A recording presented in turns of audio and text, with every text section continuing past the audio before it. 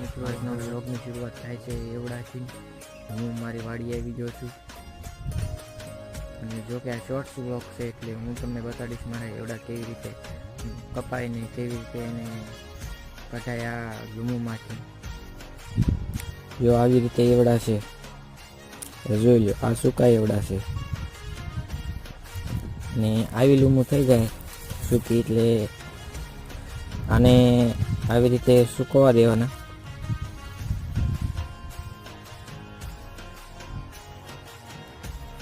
ને આ લીલા એવડા છે, લીલા એવડા જ્યારે હોય ત્યારે એને આવા થવા દેવા પડે. જેમ કે જો હું તમને લૂમ બતાડું,